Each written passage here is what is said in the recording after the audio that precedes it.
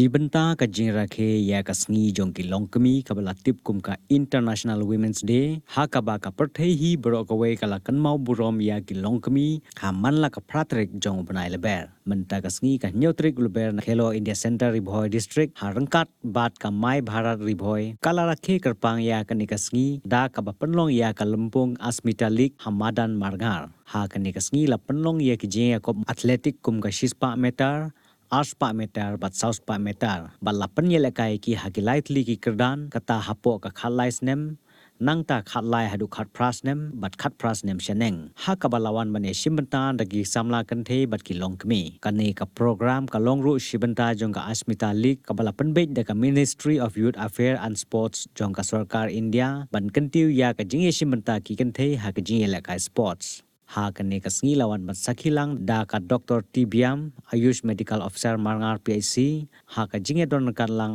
Michael Teammate Deputy Director Mai Bharat Ribhoi ka kong MG Walang Principal ka Saint Alfred Higher Secondary School Marngar usamla Sylvester Lengdo Hello India Coach lembar ki khun samla kynthei bat ki longkmie ki balawan ban Shimbynta ha kane ka sngi ha ka bakut jong kane ka sngi na kaleng ki nong pnya ki la samru e ki khusnam harangkat kisnot syabaro kinong job. Women's, right from girls, the athletes, and our women's, they may be Anganwadis, there are Ashas, VOs who are present here today. I wish you a very happy International Women's Day, which is supposed to be celebrated tomorrow, but it is preponed for today.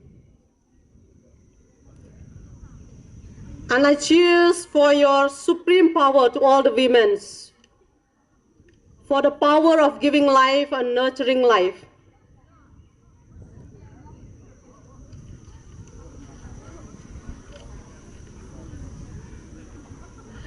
I believe ngangit babaro ngiyat tipi try kandet konsoy pang International Women's Day mo. Tangba bonsen ngiklat katarik.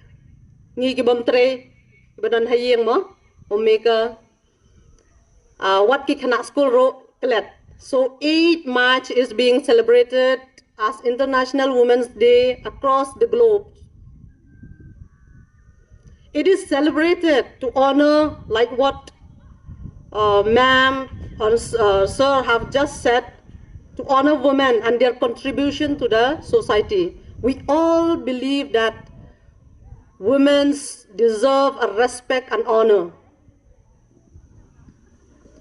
It is a day to recognize women's achievement. International Women's Day is a day to recognize the women's achievement in every field of life, from home to different departments.